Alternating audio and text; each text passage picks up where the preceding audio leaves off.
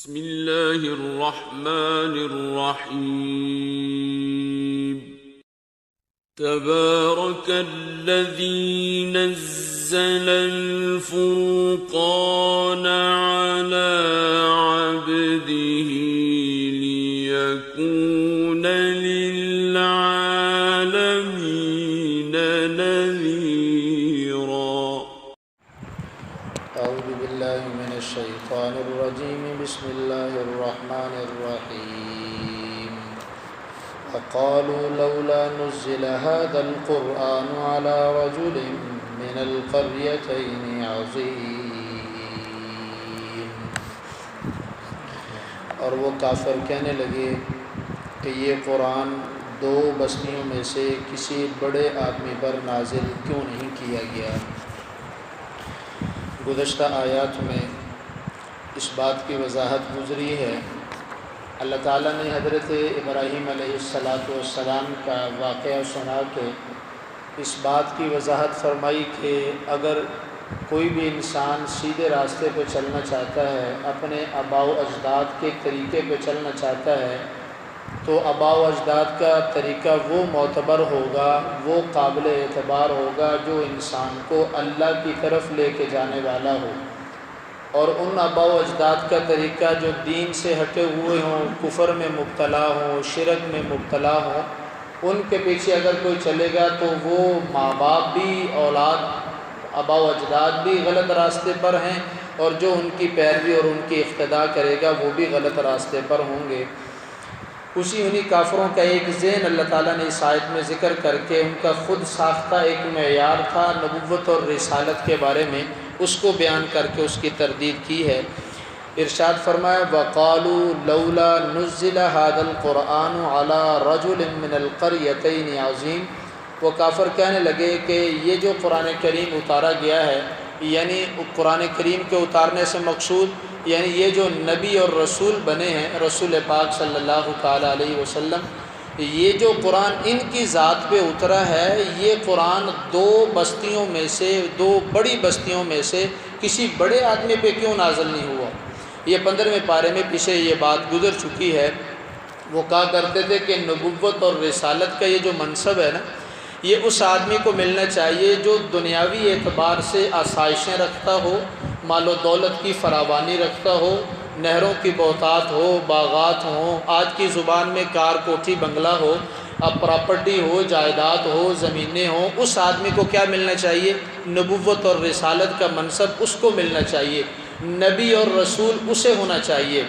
دو بستیوں سے مراد ہے مکہ المکرمہ کی بستی اور دوسری سے مراد ہے طائف۔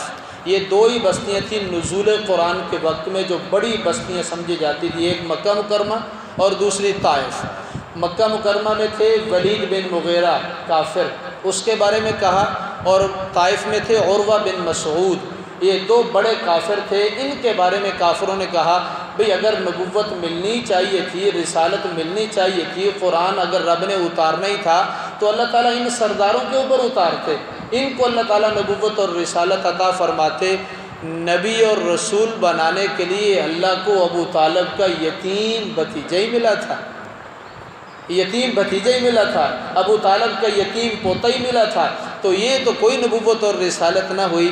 تو یہ بات کہہ کے اصل میں انہوں نے کیا کر دیا؟ نبوت سے بھی انکار، رسالت سے بھی انکار، اللہ کی ذات کا انکار اور آخرت کا انکار، یہ سارے انکار اس میں آگے۔ جب نبی کا انکار کر دیا، قرآن کا انکار ہے، نبی کا انکار کر دیا، رسالت کا انکار ہے، نبی کا انکار کر دیا، رب کی ذات کا انکار ہے، اور جب نبی کا انکار کر دیا تو آخرت کے عقیدے کا انکار ہے، تو یہ سارے گناہ ایک ہی انکار کے اندر شامل داخل ہو گئے۔ تو اللہ تعالیٰ نے اس بات کی وضاحت اس آیت مبارکہ میں فرما دی کہ نبوت اور رسالت کا تعلق دنیاوی آسائشوں کے ساتھ نہیں ہے، یہ تو رب کی عطا ہے، وہ جب جس کو چاہے نبی بنا دے۔ یہ کسبی چیز بھی نہیں ہے کہ کوئی اپنی عبادت سے، ریاضت سے، نمازوں سے، تہجد سے، ذکر اذکار سے، تسبیحات و تلاوت سے کوئی آدمی نبوت کے منصب پہ پہنچ جائے، یہ کائنات میں ہو سکتا نہیں، اس لیے کہ نبوت رب ہی خود جس کو چاہتے ہیں عطا کرتے ہیں۔ ہاں ولایت کسبی چیز ہے، عبادت اور ریاضت سے کوئی انسان رب کا ولی تو بن سکتا ہے لیکن رب کا نبی نہیں بن سکتا۔ نبی وہی بنتا ہے جسے اللہ بنانا چاہتے ہیں، وہ جسے اللہ نے چاہا آدم بنایا، جسے رب نے چاہا موسیٰ بنایا، جسے رب نے چاہا عیسیٰ بنایا، جسے رب نے چاہا دانیال، یحییٰ اور زکریا بنایا۔ یہ رب کی مرضی ہے، اور جس کو چاہا نبوت دے دی اور جس کو چاہا ولایت دے دی، یہ اللہ کی عطا ہے۔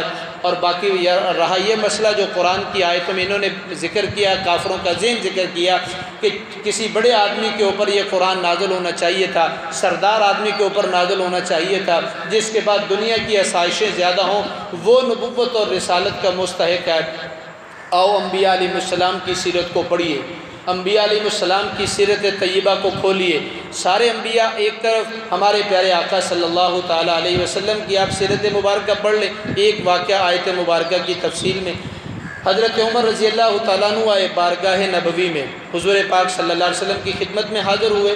اللہ کے نبی بوریے کے بستر پہ آرام فرما رہے ہیں، بوریے کا بستر ہے گھر میں، اور نیچے تکیہ رکھا ہوا ہے، اور تکیہ کون سا ہے؟ چمڑے کی کھال ہے، اس چمڑے کا تکیہ، اور اس کے اندر یہ کھجور کی چھال بھری ہوئی ہے، وہ تکیہ ہے دو جہانوں کے سردار کا، اور بوریے کا بستر ہے جس پہ لیٹے ہوئے ہیں۔ عمر بن خطاب کہتے ہیں جب میری نظر پڑی نا تو میں نے دیکھا آپ کے مبارک جسم اطہر پہ بوریے کے نشانات پڑے ہوئے ہیں، وہ بوری کے نشانات پڑے ہوئے ہیں۔ تو کہتے ہیں جب میں نے ادھر ادھر دائیں طرف چاروں طرف نظر گھمائی تو مجھے کیا دیکھنے کو ملا؟ نبی کے گھر میں 3 چمڑے بغیر دباغت دیے پڑے ہیں، ایک مٹھی جو کیا ہوتی ہے ایک کونے میں پڑی ہوئی ہے، اور میں نے دیکھا غور سے کوئی اور چیز پڑی ہو نبی کے گھر میں، کہتے مجھے اور اس کے علاوہ کوئی چیز نظر نہیں آئی، یہی میرے نبی کے گھر کی کل کائنات تھی۔ اور کہتے جب میں نے یہ منظر دیکھا تو میری آنکھوں سے آنسو جاری۔ اللہ کے نبی فرمانے لگے عمر کیا ہوا، کیوں روتے ہو؟ یا رسول اللہ یہ ایران، یہ قیصر و کسریٰ والے، یہ روم کے بادشاہ، یہ ایران کے بادشاہ قیصر و کسریٰ، یہ کافر بھی ہیں، رب کے نافرمان بھی ہیں، رب کو چھوڑے ہوئے بھی ہیں، لیکن مال و دولت کے اندر کھیل رہے ہیں۔ یا رسول اللہ ہونا تو یہ چاہیے تھا، اللہ آپ کو یہ سب کچھ عطا فرماتے جو رب نے ان کو دیا ہے۔ اللہ کے نبی صلی اللہ علیہ وسلم ٹیک لگا کے بیٹھے تھے۔ حدیث میں آتا ہے جب یہ عمر نے یہ بات کہی، اللہ کے نبی اٹھ کے بیٹھ گئے اور فرمانے لگے اے عمر تم ابھی بھی شک میں مبتلا ہو؟ یہ دنیا کی نعمتیں رب نے ان کے لیے رکھی ہیں، آخرت کی ساری نعمتیں اللہ نے ہمارے لیے رکھی ہیں۔ اور یہ تو بات قرآن میں فرمائی اللہ تعالیٰ نے کہ وَمَا لَهُ فِي الْآخِرَةِ مِنْ خَلَاقٍ، کہ آخرت میں ان کو کوئی حصہ نہیں ملے گا۔ آخرت کی ساری نعمتیں، آخرت کی جنت اور جنت کی بے بہا نعمتیں اور بے مثل و بے مثال نعمتیں کس کو ملیں گی؟ انبیاء کو اور انبیاء کے متبعین کو ملیں گی۔ اس لیے دعا بھی یہی ہونی چاہیے کہ دنیا ہلکی پھلکی بھی گزر جائے تو کوئی بات نہیں ہے، لیکن اللہ تعالیٰ قبر اچھی کر دے، اللہ آخرت اچھی کر دے۔ اللہ تعالیٰ مجھے آپ کو یہ بات سمجھنے، قبول کرنے، اس کو پر عمل کرنے کی توفیق عطا فرمائے۔ وما علینا الا البلاغ المبین۔ رسالہ ثواب کے لیے سے